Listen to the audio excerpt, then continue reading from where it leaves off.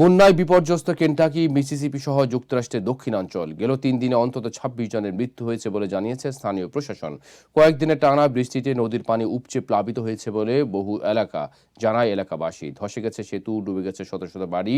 লুইডিল metro পুলিশের প্রকাশিত ভিডিওতে দেখা যায় শহরের প্রাণকেন্দ্রে ডুবে গেছে বৃষ্টির পানিতে।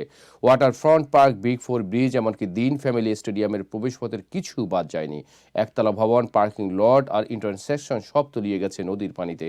এছাড়াও মিসিসিপি, কেন্টাকি, টেনেসি, আরকানসাস ও মিজোরি সহ একাধিক স্টেটে ভয়াবহ বন্যায় মৃত্যু হয়েছে বেশ কয়েকজনের। জলবায়ু পরিবর্তনের কারণেই যুক্তরাষ্ট্রে এখন আগের তুলনায় ভারী বৃষ্টিপাতের পরিমাণ বেড়েছে বলে জানিয়েছে কেন্দ্রীয় জলবায়ু সংস্থা। সবচেয়ে বেশি প্রভাব পড়েছে ওহাইও রিভার ভ্যালি ও মিড ওয়েস্ট অঞ্চলে। কেন্টাকির গভর্নর অ্যান্ডি বেসিয়ে জানিয়েছেন, বন্যার পানি কমতে থাকলেও এখনও অনেক এলাকা বিপজ্জনক পরিস্থিতিতে রয়েছে।